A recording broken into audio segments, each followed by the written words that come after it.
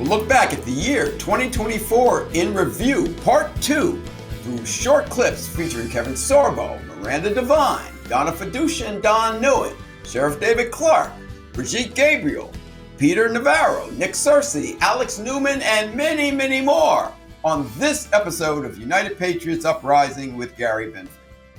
I'm your host, Gary Benford. Thanks for joining us. This podcast is available at radioinfluence.com. The video version you can find at YouTube, Rumble, Conservative Television of America, the God Family and Country Television Network, and the Rose Unplugged Media Network. Wherever you go to find the show, please subscribe, click that notification button, leave a rating and a review. We'd love that. And tell your friends about the show. Well, 2024 was some year. We just hope with President Trump returning to the White House that 2025 is going to be far more for we the people in line to what we want. And hopefully he's coming in with his Elliot Ness style untouchables and that they're going to clean out that swamp and return us to our America First roots. That is the game plan. But in the meantime, we just went through all kinds of issues and all kinds of problems in this previous year. And in part 1, we had 17 guests that told you during the year what we needed to look out for and what we needed to do to keep our freedom and liberty. And now here is part 2. Same thing, hot button issues from the past year, that what they said on the episode they said it is just as valid today. So in part 2, in order, you will hear Kevin Sorbo, Miranda Devine, Donna Fiducia and Don Neuen, Sheriff David Clarke, Brigitte Gabriel, Peter Navarro, Nick Searcy, Alex Newman, Gene Ho, A.F. Branco, Star Parker, Professor Nicholas Giordano, John Guandolo, Rebecca Weber, Drew Thomas Allen, Lucretia Hughes, Dan Schultz, and Steve Stern. So are you ready? Well, let's get into it. Well, I think it started back in the 60s. I mean, there were no ratings on movies prior to the 1960s. Every movie is pretty much a G or PG type of rated movie.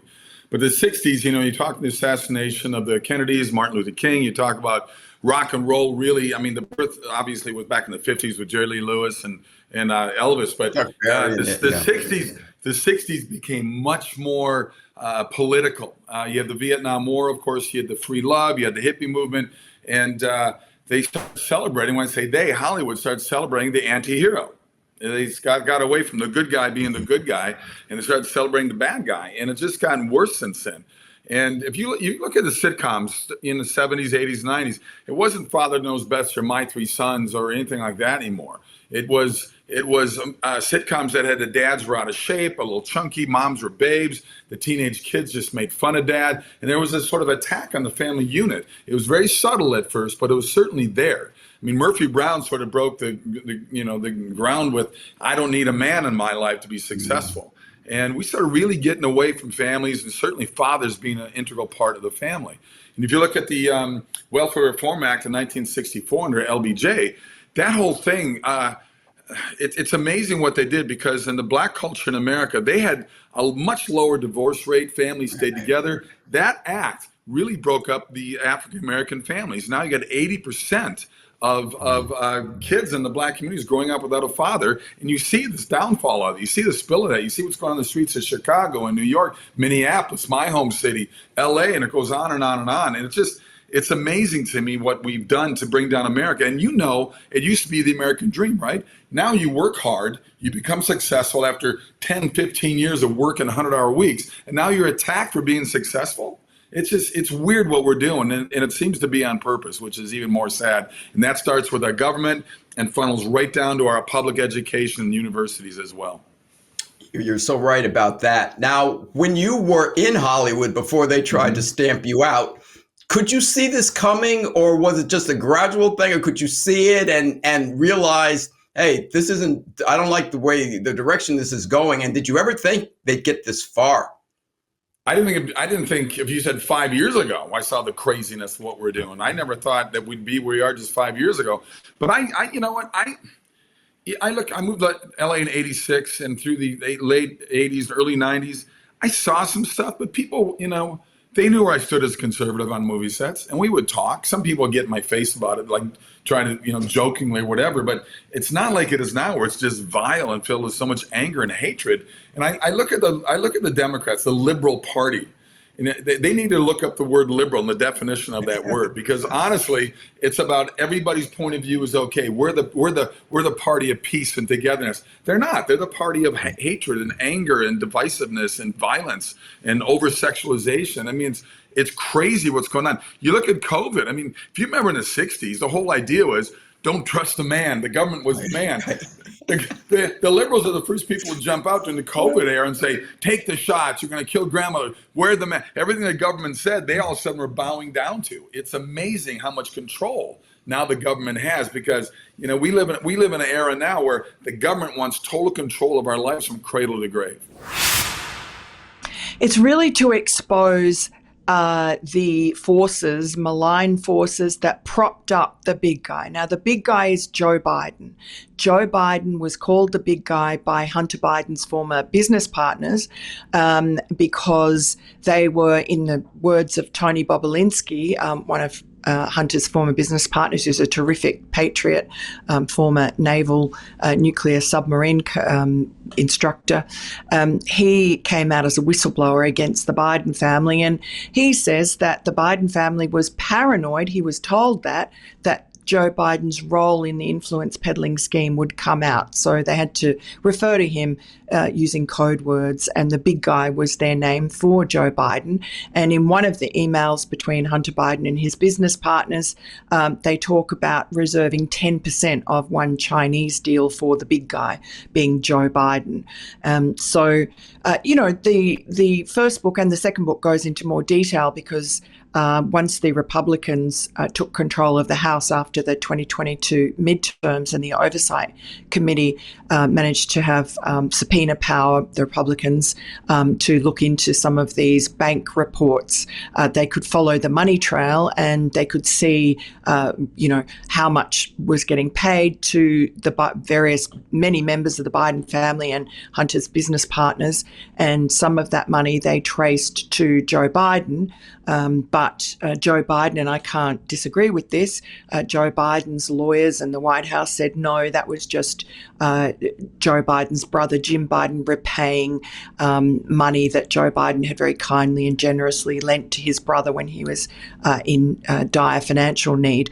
So I have no evidence to contradict that. Neither did James Comer of the Oversight Committee. But I'm just saying that those were the money trails that were shown. And there's no dispute that the money went from China to Biden family members, and also that Hunter Biden was paying some of the bills for his father at his palatial mansion or estate, let's call it, in Delaware. But the big guy, I mean, it's not so much, corruption's as old as Washington, D.C. itself. Joe Biden is a past master. I mean, he's had a half a century in Washington. He's a very sly and cunning man. That's a story, but it's a bipartisan. Corruption in Washington is bipartisan.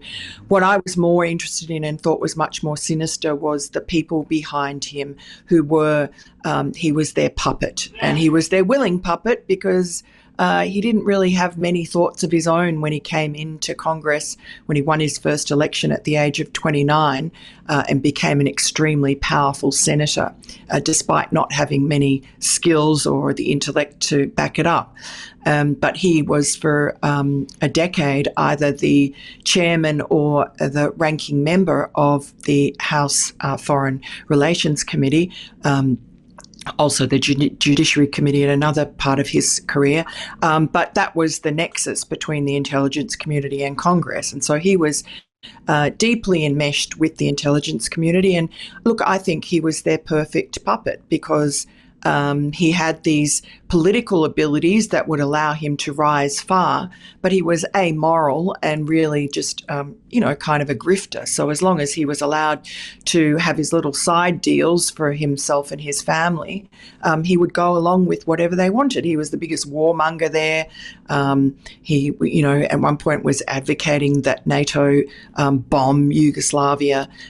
He's, even though he's pretended that he was against, I think, a few things like the Iraq War, he really wasn't.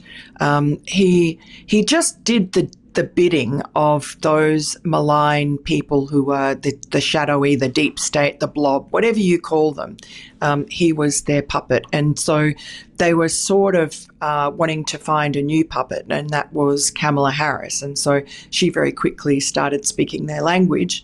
And what I'm concerned about now, and why I think it's still important, is that those same people are implacably opposed to President-elect Donald Trump.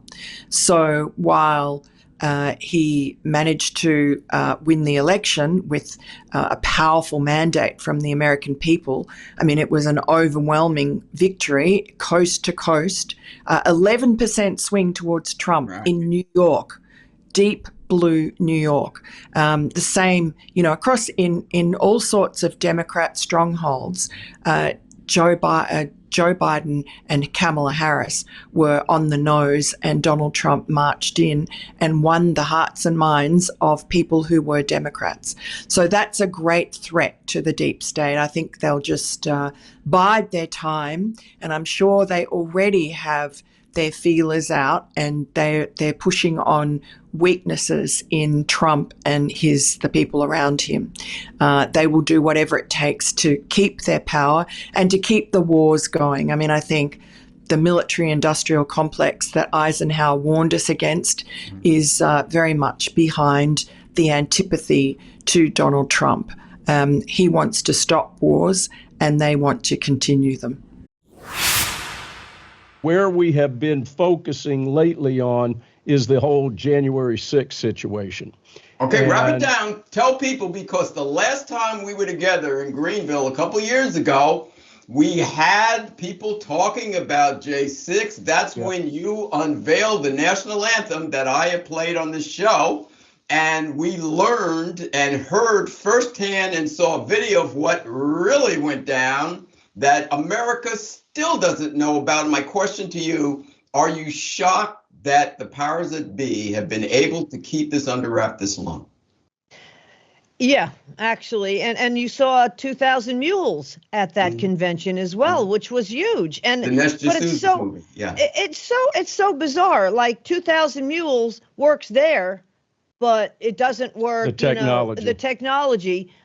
Obviously, it works for Jan 6ers because that's how they're finding all these people. They're using facial recognition, everything. But when it comes for Antifa and BLM, not so much. It's like selective prosecution. And that is really a huge problem. Now, in the last couple of weeks, we've played Jan 6, A True Timeline. It's a movie put out by Dave Sumrall. And he is a Jan 6er. He was at Rock the Red. We saw him there. He was at Rock the Red. Right. Yep. And his website is stophate.com. And this is like his third or fourth movie he's put together with a bunch of other Jan 6ers. They've worked on it. But it took 3 years to put this timeline together because all of the evidence really has been withheld. You've got the sham J6 committee saying this happened and that happened, and they actually show videos of Trump saying to march to the Capitol, and they edit out the word peacefully. It changes the whole narrative. And I hate to say it, it goes back to so many things that the mainstream media has tried to rile people up about by selectively picking certain parts of the video. You see a guy being attacked, but you don't see what led up to that attack in so many cases and so many news items. And or you suddenly won't hear about a shooter because they might be trans, because they don't fit the narrative. These mass shooters that have sadly occurred, these mass shootings that have occurred recently. So it's, as part of the mainstream media that I was for 35 years, the biggest,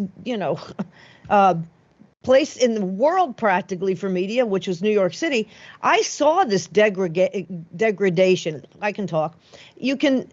I saw initially you were able to tell your story, but then you had to use certain words, like you couldn't say pro-life. You had to say anti-abortion. That was a biggie. And those little subtle things that start permeating into the culture, unfortunately, tends to, as the generations grow and we have new generations, it's really sad because half the kids that are out there now that are about to vote don't think 9/11 was that big a deal, or don't think it even really happened. Or think we actually deserved it. Right, and that's even worse. I mean, look at what Hamas protesters have been doing. Pro-Hamas, that's pro-terrorism. That is a domestic terrorist right there. Not somebody who carries a flag around, waves it around, sings the national anthem, and then gets shot by police, like happened on January 6th with tear gas and rubber bullets, and in Ashley Babbitt's case, murdered, and nothing happens. Michael Byrd, who assassinated Ashley Babbitt, got a promotion. He's still there. I mean, most of them did. Yeah, most of them Gary, did. you know, there's something else about that is significant about January 6th. And we started to see this about a year and a half ago. And that is that, you know, for decades, our fellow Black Americans have been screaming about the injustices within the justice system. Right. And January 6th has opened up the eyes of many people that haven't had to walk in those shoes, to be able to understand and relate, and have things hit a lot closer to home with what's going on and been going on for decades with our fellow Black Americans. And it's not to say that that all incarcerated people, whether they're Black or white, are unjustly incarcerated. There's a lot of people that deserve to be locked up. But this one moment in time, January 6th, opened eyes of millions of Americans as to what's really going on, not only in the justice system, but in our Bureau of Prisons and our jails, both state and federal. Yeah. And that was an important lesson for Americans to learn. It's still going on. It's that iconic picture with President Trump's hand up in the air that we all love. Tell me what you think. That picture should never have been taken, because President Trump's head should not be exposed. They didn't know if there was any other shooters there. They had no way of knowing how many shooters were there. While he's going like this, somebody could have blown his head off. Am I wrong? Right. Yeah. I mean, yeah, they're iconic pictures, and the bravery and courage of the president under fire, literally not. They have to cover him, right?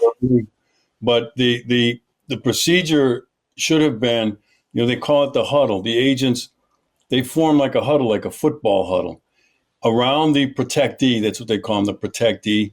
And they cover him completely. They kept letting him get up and throw the fist. Hey, I know, you know, there's a lot going on. They failed in that part too, because they didn't know that the threat had been neutralized, that the guy who shot him had been killed. And so, you know, yeah, those make for iconic pictures, but at the same time, policy was violated. Practice was violated. Procedure was violated. Can you be that incompetent? Sure. Yeah. Okay. They rose to their level of incompetency. That's why I said, you know, go back to the hiring. Hiring people, you know, you're ideally for these types of assignments, ideally, you know, you don't always get the ideal, but ideally, you want people with law enforcement background, military background, people who've been in a fight before. Many of these agents, they come in from the private sector. They were accountants, or, you know, they were working in business offices. A lot of them have never even been in a fight, for heaven's sakes. A cop has been in a lot of fights, rolling around on the ground, trying to get somebody in handcuffs that doesn't want to go in handcuffs, getting shot at. things like that these guys have never experienced. And there is no, there's nothing better than experience when it comes to these situations. So, and like I said, it may sound like I'm second guessing, but I don't care because I know what should have happened. I've been trained in this. I have worked presidential protection details, numerous ones, as the commanding officer working with the Secret Service. That's why I was trained by them so that I understand what they do and why they do it, so that when the stuff is going on and they say, hey, I was a captain with the Milwaukee Police Department, the commanding officer of the Intelligence Division. We need this. We got this over here. Communication is key. Communication has to flow quickly to everybody involved in the incident, up, down, and across the spectrum. And then action has to be taken off that information.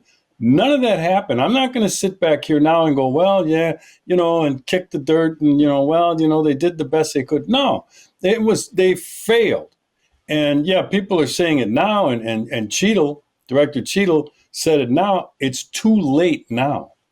We know it failed. We saw it. Thank you, Gary. Well, when people hear my passion, they tell me, where does this passion come from, Brigitte? You speak with such passion. Well, you see, I speak with such passion because I understand what happens when people turn a blind eye to evil.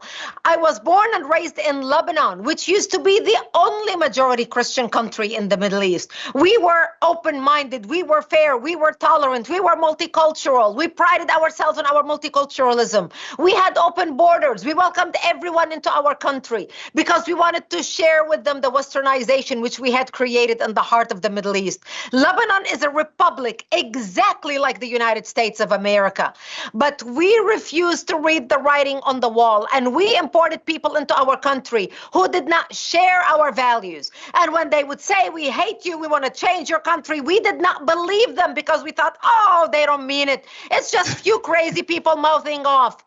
My 9/11 happened to me in 1975 in Lebanon, where radical Islamic terrorists blew up my home, bringing it down, burying me under the rubble wounded. I ended up in a hospital for 2.5 months and later ended up living in a bomb shelter underground without electricity, without water, and very little food. And that's where I lived from the age of 10 till the age of 17. With your family? With your family, right? With my family. We lost everything. By the time I was 20, I had lost most of my friends. I had only 4 friends alive, 4 male friends alive from my high school.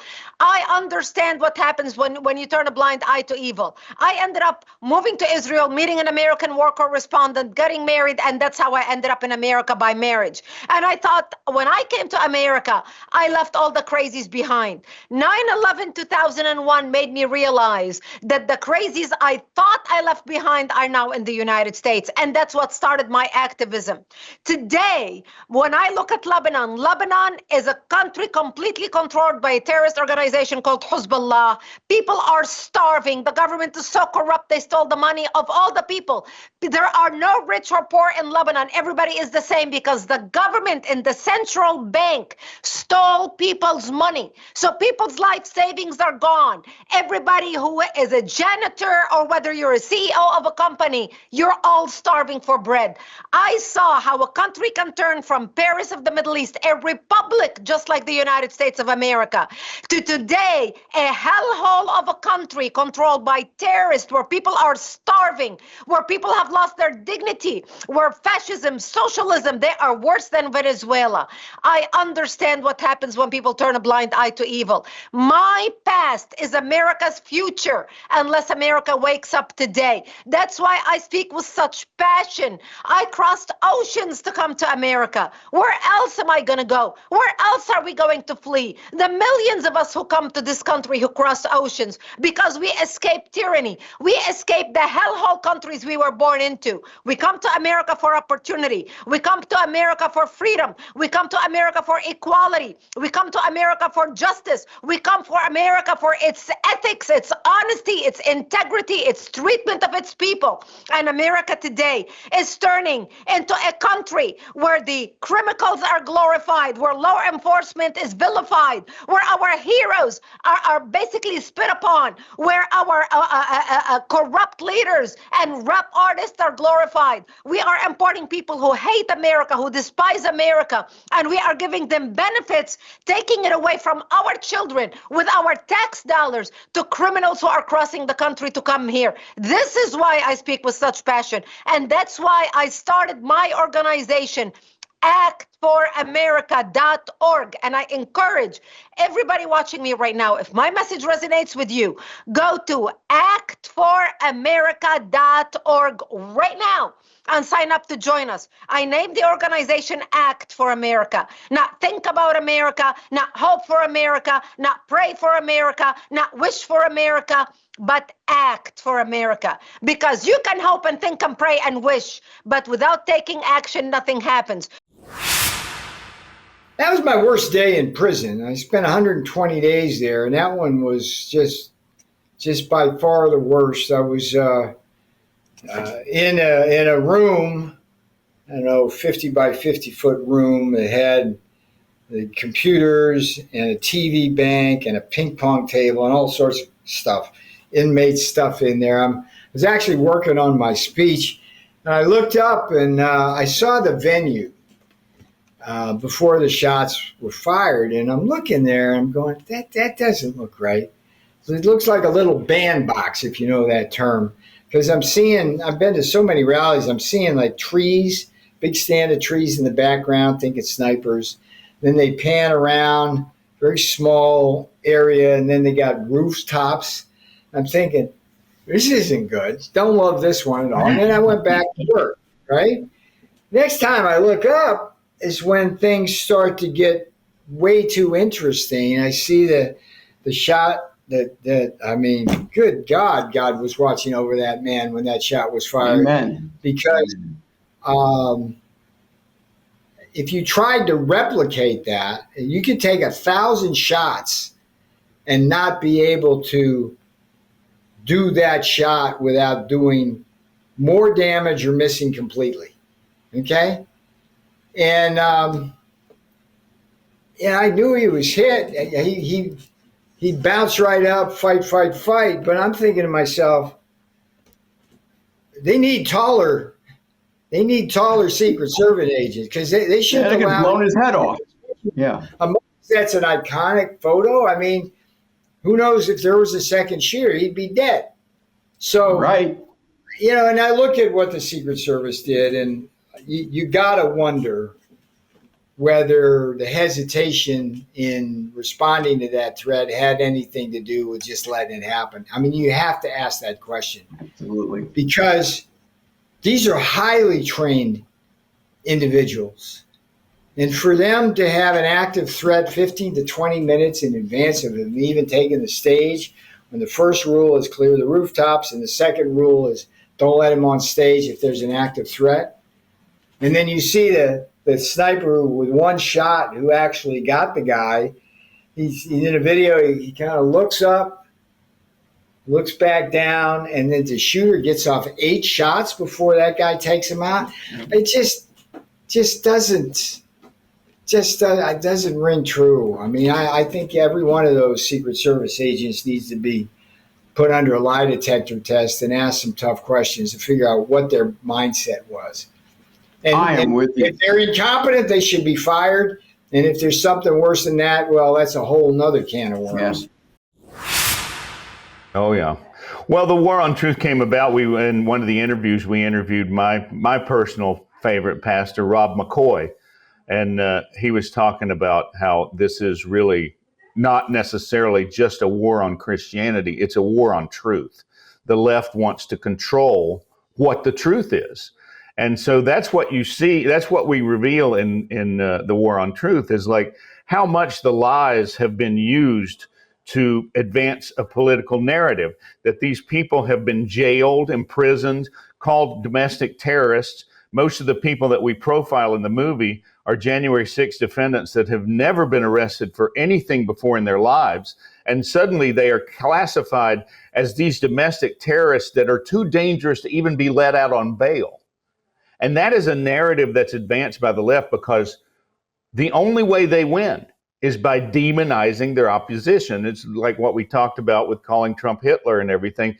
They have to sell this idea that these are violent, crazy right-wingers who tried to overthrow the government on January 6th. And none of that is true. Not one of that is true. And so The War on Truth is a movie that tries to shed light on who these people are and what the government has been happening and what the government has been doing to them. Well, the next big fight for me, I think, is to have Trump make good on his promise to pardon the January 6 people, because this whole thing has been a setup. The oppression of these people continues. They're trying to arrest as many people as possible now, even now, before Trump takes office. A friend of mine, an actor in California named Jay Johnston, he got sentenced to a year in jail. And all he did was catch a police shield that was being passed back through the crowd, and he passed it along to somebody else, and they call that assault with a deadly weapon. You know, these are the lies that are being told about these people. It's being done on purpose. It's being done to intimidate them, to cause fear, and to send a message: don't ever resist us again. And so the way, I think, even more than exposing all the footage, which should have been done long ago, I think the way to do this is to pardon them all and let just destroy the narrative once and for all. These people do not deserve to be in jail. They do not deserve to have their lives destroyed, their businesses ruined, and being dragged through the court system. And if President Trump needs to pardon every single one of them, I don't care what they did. It was all a setup. Even the people that did some violence, things like vandalism and things like that, they were provoked into doing it. And that's what we show in The War on Truth. The Capitol Police were intentionally provoking the crowd. They do. And you know, there's been this funny thing going on in America now. We're about 4, maybe 5 generations into this. And each generation says, man, what's going on with the schools? Like, I remember when I was a child, we were learning stuff, and we were, you know, in some cases saying prayers and reading the Bible. And each generation says this, and they're like, oh, well, you know, I guess the last generation said the same thing. Well, yes, they did. That's because they're observing something that is actually happening. The government schools are dumbing down the population. They're indoctrinating the children. They're sexualizing the children. And it's getting worse with every passing generation. That actually is happening, and that is accelerating now to the point where they're now telling kindergarten children that they might have been born in the wrong body, that castration or hysterectomies or double mastectomies will solve this alleged problem. I mean, this is how far we have fallen. The reality is the whole thing is built on a foundation of evil. And that's what I do in the book. I actually start off in chapter 1 with the history, and then chapter 2, and then chapter 3, and chapter 4. And I show and I prove, right? This is not something that even can be debated, because we've got the primary source documents showing what these evildoers intended when they built this system. They always planned to use it to turn our children against God, against their family, against the church, against our country, against our Constitution. That was always the plan from the very beginning. You go back to Robert Owen, who first dreamed up this system. The guy was a proud communist. This was before Karl Marx even, by the way, argued that the government ought to educate children. Then you had Horace Mann, brought that system into the United States. Again, rejected God, rejected the principles our country was founded on. Then you have John Dewey, a guy who loved the Soviet Union, a guy who was openly a communist, not a revolutionary communist, but a communist nonetheless. And we act surprised then that the system is producing the fruit that it's producing. So we're now at a point, and you can document this using a whole bunch of different metrics. So one of the things that I did was I went back and looked at education before the government even got involved. Americans were by far the smartest, best educated, most literate people that had ever existed on the face of this planet. There wasn't even a close second. It was far and away the best educated society. We had almost 100% literacy in a lot of the major cities, 95% literacy out in the countryside. This was unheard of throughout the rest of the world. And all of this happened before the government's camel nose even came under the tent. As soon as that nasty beast got under the tent, it was all over. It It was all downhill from there. And we're now spiraling downward to the point where we're about to lose everything if we don't deal with this. Well, here's something very interesting with that. And, Donald Trump as a boss, he wasn't mean, but he was very, very demanding. And I tell this story a lot, that there was times that I took pictures and Donald Trump would demand to see the pictures on the back of my camera. Normally, as a photographer of 25 years, I just don't do that. But it's Donald Trump. When Donald Trump wants to see the back of your camera, you show him. And there's been times he looked at the back of my camera and he said, "This is awful. This is awful." And sometimes I had to look at that and like, oh my goodness, it was brutal, because he demands excellence in everything you do. Now, there were times when I would take a picture, he slapped me on the back and said, "Nice job, nice job." And that would happen too. But the thing is, that's the way Donald Trump is. He's a very demanding person because he expects the best of you. And Gary, I tell this story all the time. That one time that he did it, that he looked at the back of my camera, I hate to say it wasn't my fault, but it was my fault. I had all my lights set up one place. Donald Trump walks in and says, "I don't want the pictures there. I want them here."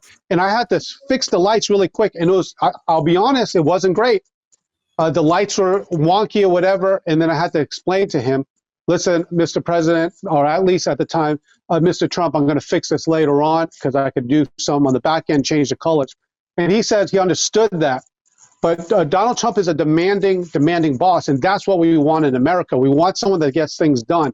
I never took offense at it, because when I did do good, he was the first one to quickly say, like, "Hey, nice job. You did it fast. You did it good." But he's also the first one to call you out when you do something bad. One of the things that that very few people get to see is from backstage the energy at a Trump rally. What was that like? Because people see it on TV and you can feel the energy, but you're right there. What is the energy like at a Trump rally? And this ties in very well with the things I've been saying all along about the mainstream media. When you go to a Trump rally, if you've ever been there personally to a Trump rally, wherever you are, chances are you're closer to Donald Trump than the media. From wherever you are at a Trump rally, turn around, because on the back of it is where the media pit is. Now, when I was his personal campaign photographer, I didn't have to be subject to the media pit because I wasn't part of the media. So I got a chance to walk around backstage, walk around the front of the stage, walk around wherever I wanted to walk around.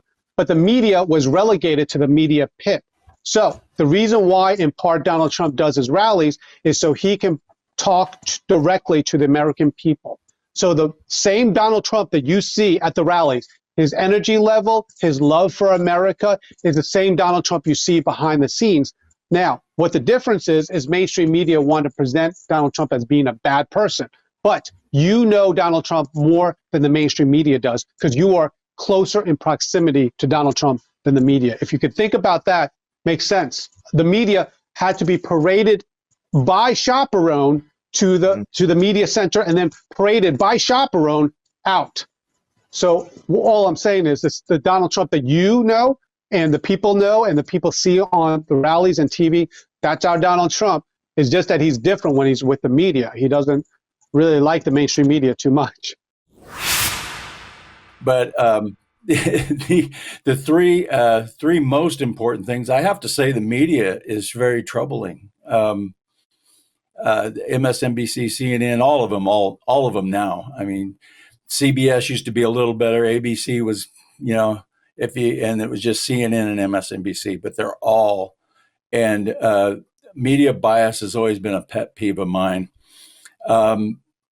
Lawfare, what they did to Trump. The saying that he said that they're not coming after me, they're coming after you, and I'm just in the way, is more truthful than people realize. And then various things that were coming up. You had, men in women's sports, you had men in women's showers, to where women didn't feel safe. You had a guy with a 5 o'clock shadow and a beard walking around fully naked in front of little girls, and the liberals were supposed to be okay with that. How would it ever, if they took power, how would it ever get better from that point? It wouldn't. It would just get worse, deteriorate. And so I kind of stuck to those issues. Which of these radical loons do you enjoy your characterizations the most? Is it Barack Obama, Hillary Clinton, burn baby burn Bernie Sanders, Joe Biden, or Kamala Harris? Which one do you enjoy your completely hilarious characterizations of? Well, I used to love to draw Obama and his ears and his pompous attitude with his nose raised up and his eyes kind of like, like you're looking down on everybody. And then it came along Biden and the sippy cup. So I don't know if there's any one. Hillary was a favorite at one time because and what I like to try and do, and I don't know if this makes any sense, I like to try to capture their soul in their face. And if their face looks somewhat hideous, it's because that's what I see coming out of their soul. Biden, what I see coming out of his soul is vacancy. I just think he's not there, not the way he used to be anyway. And so the sippy cup, the empty thought bubble, the fly buzzing around, they all have little meanings that I don't really expand on in the cartoon. I just let people decide what they mean. I know what they mean, but and that I just try to capture that, and hopefully it projects out to the viewer. In fact, we just completed our survey, if you will, our data dive on Black behaviors and voting patterns, their attitudes toward different issues in life. One of the reasons that Blacks still will vote against their economic interests and or their personal values is because they believe the country is not fair.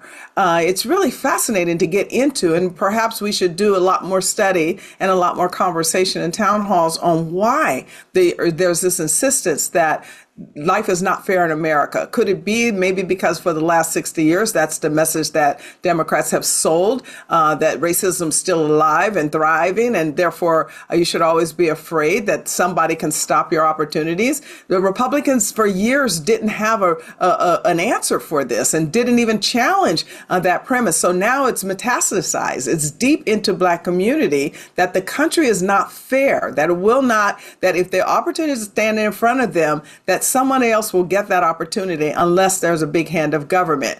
It's really fascinating to see some of this data that came into our report. And we actually have much of it in the tome that's just being released, The State of Black Progress, to see when the question is asked, are you a have or have not? Overwhelming numbers of Blacks say that they're have-nots, even though they grew up in a great middle class. As you're pointing out, your friends are college educated, they have 401ks, they're doing just fine, America's working for them, but they still want to categorize themselves in the have-not. And what was really telling for us is how many, in comparison to the Latino community, said they're have-nots. That number was almost equal. But when it asked the question, when we asked and when data asked the question, how about in the future, will you have?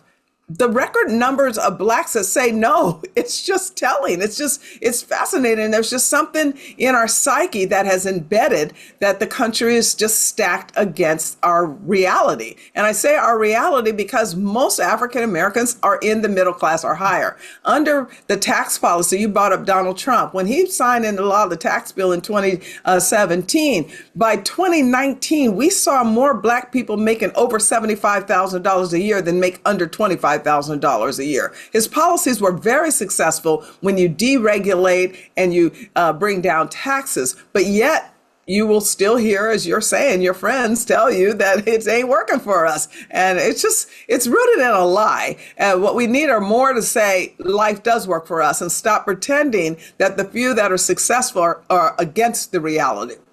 That they're successful, that this is an anomaly. It's not.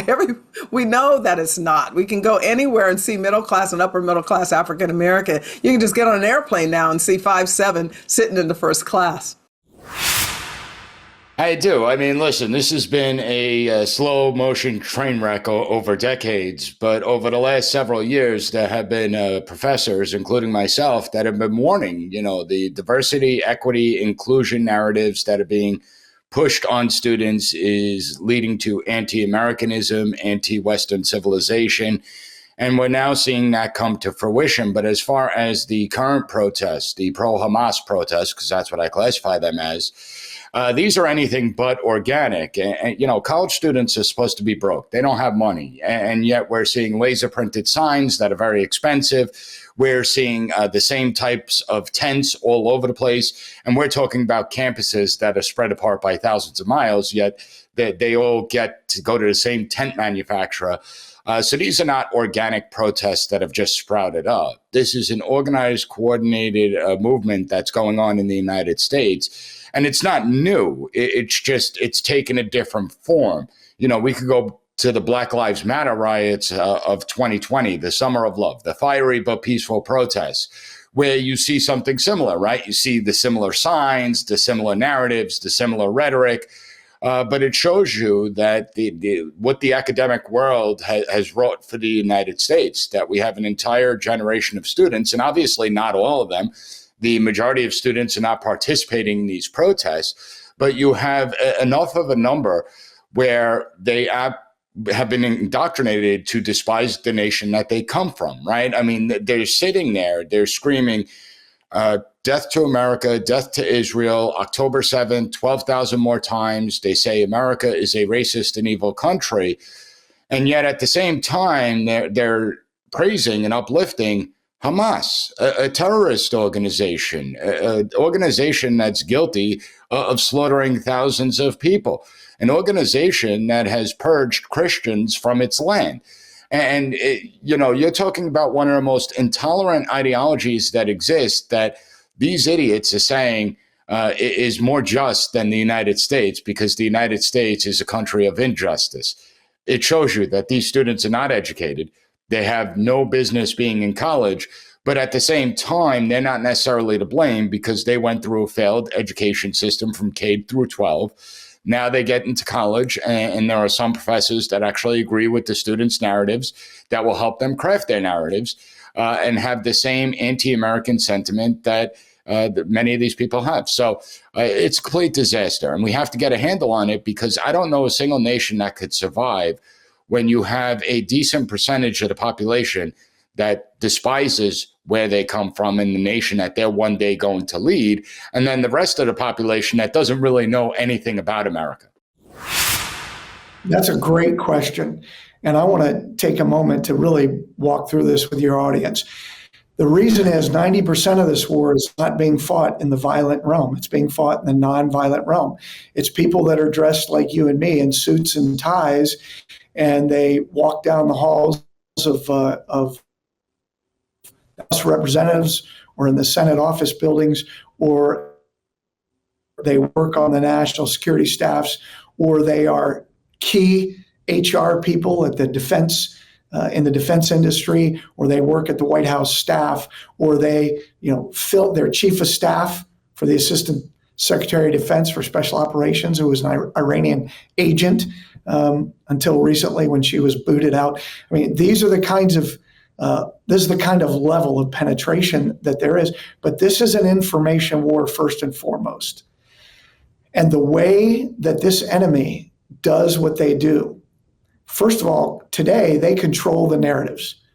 It's the jihadis that write the counterterrorism strategies for the United States. It's the Muslim Brotherhood leadership that write foreign policy as it relates to the Islamic world. And it's people that they've recruited wittingly and unwittingly at the State Department, at the White House, and in other places that are working at the behest of these people. Some are knowing spies, agents of foreign powers like Iran, like Saudi Arabia, Pakistan, China, and elsewhere. But some think they're just, they're working with their friends. And actually their friends are enemies of the United States. So when you have that kind of a situation, and this has been the case since early into the Obama administration, so over 10 years, they have controlled that. They've controlled the narrative, and they've controlled how information flows in the government. So that when people like me in the government, like Phil Haney, like Steve Coughlin, like Rich Higgins, bubble up and begin pointing out to leaders, hey, these organizations you're working with, these are terrorists. These are Hezbollah, Iranian terrorists. These are Hamas terrorists in suits. The way it works is, just like we see in England, they don't go after the bad guys, they go after us.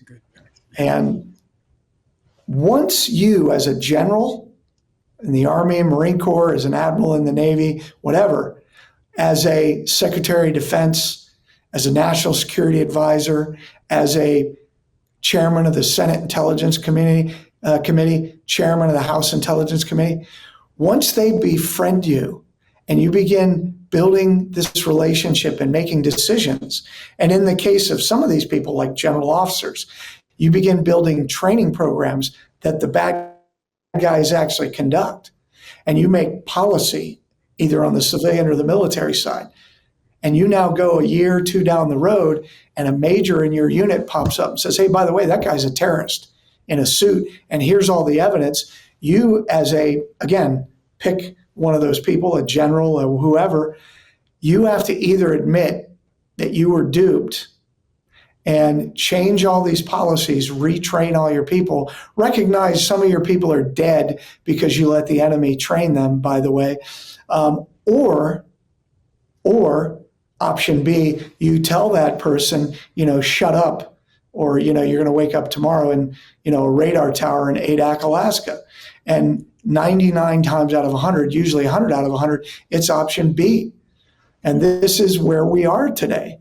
So we can look at whether we go through the general officer ranks or we go through the secretaries of state from Clinton, Mr. Clinton, to today, they've all failed, all of them. The secretaries of state, secretaries of defense, national security advisors, they have grossly failed, and that includes the Trump administration.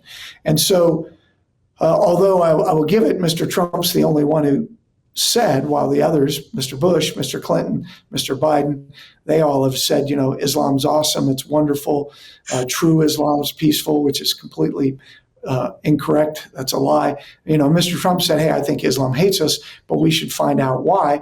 Unfortunately, he never surrounded himself with any professionals who explained it to him why.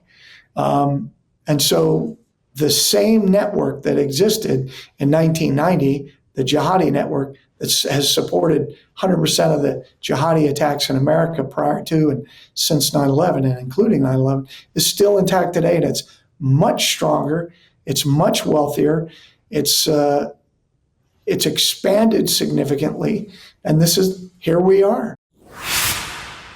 I sure do. So you're talking about our great AMAC Boot Camp for Boomers events. And Gary, these events are so important. We're going state to state, and we're trying to educate all Americans. AMAC members are hungry for information. They're concerned about the direction of our nation. This is, Gary, so many people talk about, this is the election of a lifetime, but truly, if ever that could be said, this is the time, because there's such a stark difference between the two candidates, Donald J. Trump and Kamala Harris. And what we see happening is the Democrat Party, it's almost unrecognizable. It's not what our grandparents' Democrat Party. JFK, if he were running today, he'd be running as a Republican. He wouldn't fit the bill or fit the mold of what a Democrat elite looks like today. The left is really, I think, going after the nuclear family. If you really want to look at the big picture of things, tearing at the fabric of our nation and our traditional American values. Let me explain a little bit more, because it leads to why my opening speech was what it was. There are people who believe who are calling evil good and good evil. Couple of quick examples. Parental rights is so important. Nobody loves us more than our family, our parents. I love my children, I think, more than anyone else walking on the earth. And we have a government that wants to sort of institutionalize things and grow government, make government bigger, and strip away little by little at the rights of parents and grandparents. So we're seeing gender craziness in school.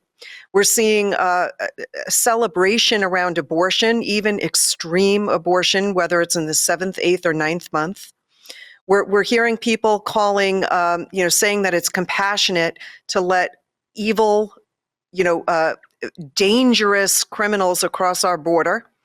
Young people are dying of fentanyl overdoses in numbers that we've never seen before. Our public school system is being controlled by radicals who are saying, you are forbidden from telling a parent if a child is struggling with their sexual identity, meaning you will be in trouble, reprimanded if you tell the parents that the child is questioning their gender. And this is insane. It is absolutely, I've never seen, I could never imagine that we would be at a place today, and I'm not that old, Gary. I'm of AMAC member age, but I'm not that old. I grew up in the 80s, and I say, how did we get to where we're at today? So, yeah, my opening speech was really about we've got to educate, inform, and we have to be bold. We have to stand up. We have to speak up. And it starts everywhere. It starts at the kitchen table. It starts with our children, with our neighbors, with our loved ones. I always say family is the incubator for freedom. If things happen at the kitchen table. So we can't be afraid to stand up for what we believe in, because, Gary, if you don't and I don't insert my values, your values in your home, in my home, I can guarantee you someone else will. And that's what this fight is all about. It's about bringing more power to the people. And it's about defending our individual constitutional rights. Rugged individualism is what made this country so great. And we see a radical left that just wants more control, bigger government, stripping us of our rights little by little. And you and I know that all too well, living in this very blue state of New York. Yeah, well, I mean, my first observation is that we've had now 2 failed assassination attempts against Trump, 0 against Joe Biden, 0 against Kamala Harris. And I don't wish for there to be assassination attempts on anyone. That's not my point. But my point is there's a very clear link about an ideology and a mental illness in this country that is prevalent, and people who are eager and able to receive this message from the Democrat Party. And certainly the demonization of Donald Trump, the dehumanization of Donald Trump and his supporters has led to violence against the right. And of course, like you talk about with propaganda and, an assault on the truth, you have corrupt organizations like the FBI, which will continue to falsely claim that, white supremacy is the greatest threat, that MAGA is the greatest threat. And meanwhile, it, of course, is the left and their violent rhetoric that is dangerous. I heard the Commerce Secretary under the Biden administration go on the air just recently after we've had 2 attempted assassinations, failed assassination attempts on Trump, talk about extinguishing Trump. We need to extinguish him. Rick Wilson, the co-founder of the Lincoln Project, of course, a year or 2 ago, said they need to put a bullet in Trump. And so the rhetoric isn't changing. It's not going down. It's become even more inflammatory. And this is what is so sickening to me as an American citizen. And it's generational. It's not going to end after this election. CNN just did a story, I think Anderson Cooper on Anderson Cooper's show, and I couldn't believe it, but they talked about kids of Democrat parents and kids of Republican parents.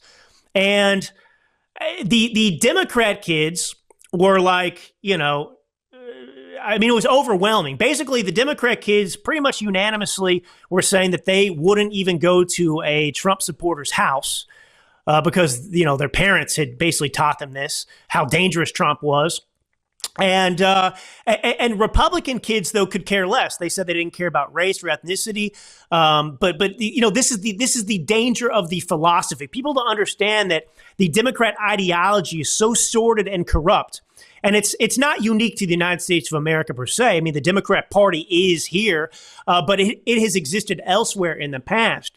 And what they do is they prey on identity politics, of course, but the most insecure people in a country. And they present themselves as the savior, and they have to scapegoat someone else to get their support. That's, of course, what Hitler did. And they've done such a disservice by comparing Trump to Hitler all over that it's almost like hyperbole.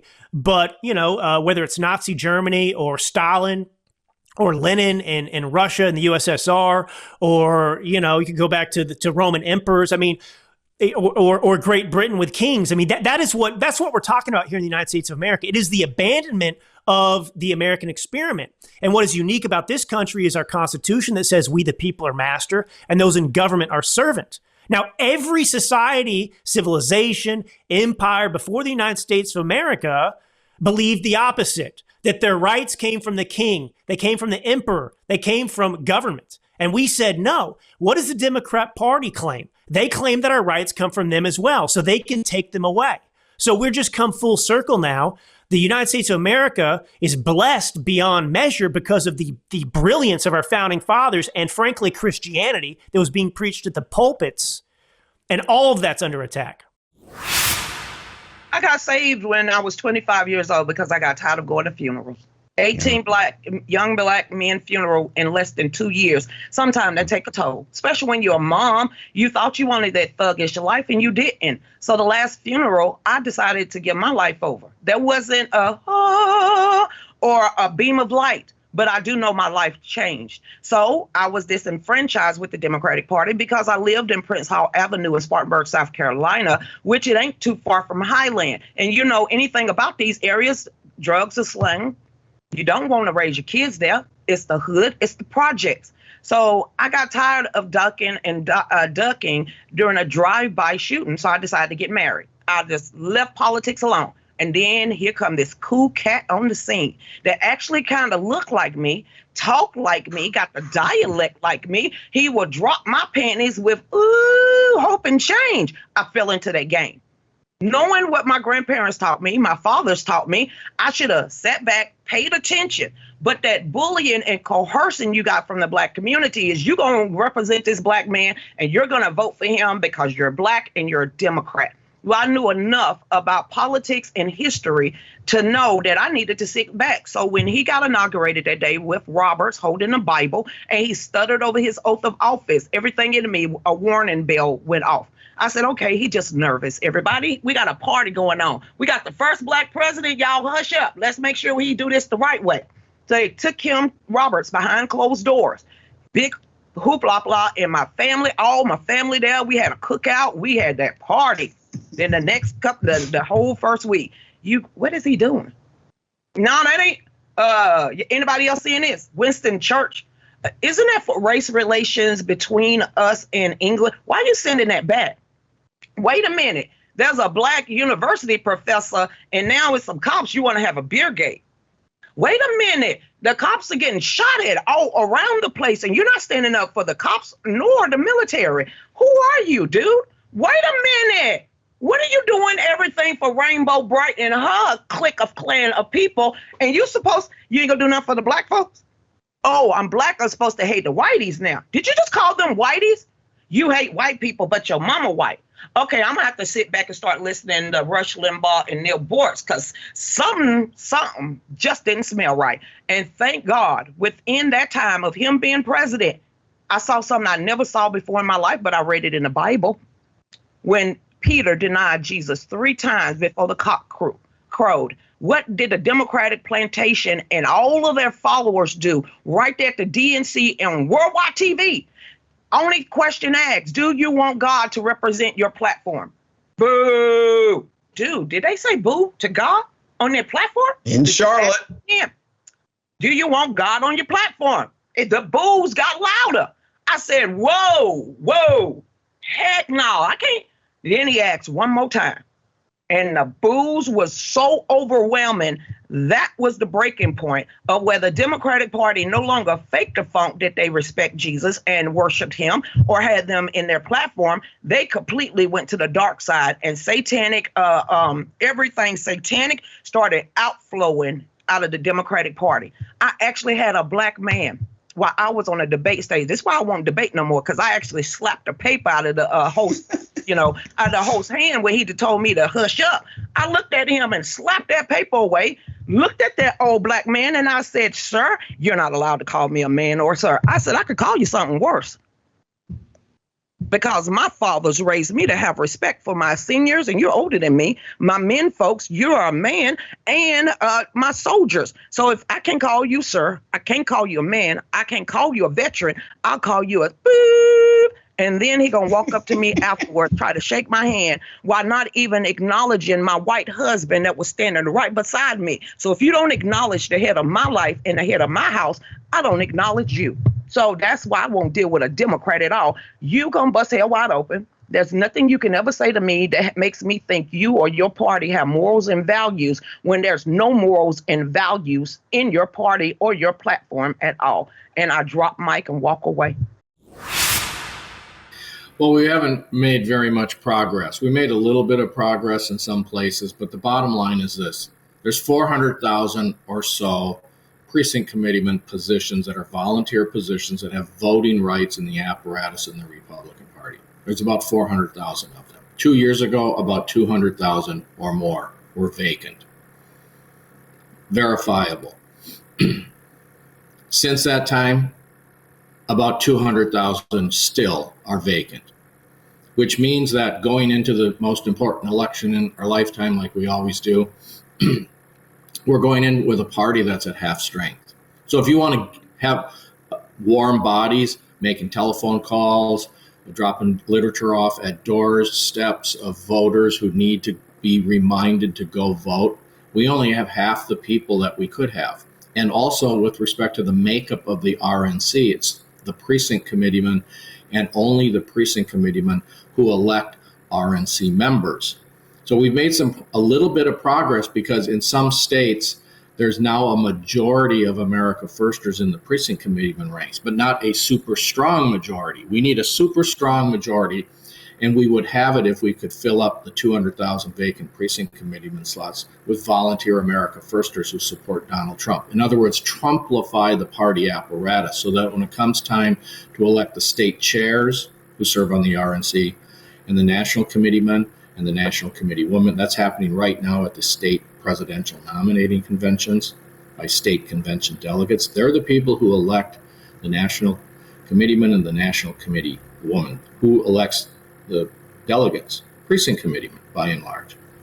Some states, voters also have a hand in it, but that's rare. In most states, only precinct committeemen can vote for who becomes the state chairman, the national committeeman, the national committee woman. So if you want to Trumplify the RNC, there's only one way to do it. It's through the precinct committeeman strategy. So we've made a little bit of progress. We're getting a few more America Firsters onto the RNC, but by and large, still, it's anti-Trump, it's globalist, and it's not working for our best interests, our country's best interests. They're sellouts to the globalists. And we can change that. We, the people, have the power, which is what I learned way back in 1968 and 1969 in civics. That and it's right in the Constitution, every 2 years, we, the people, can completely remake the House of Representatives at the federal level. But what happens? 95% plus of those incumbent rhinos win their primary, because the average turnout in a primary is between 20 and 30% in a Republican primary. Why is that? Because not enough of us are getting out the vote for the better candidates challenging the incumbents. That's what the precinct strategy is all about. It's basic American civics in action.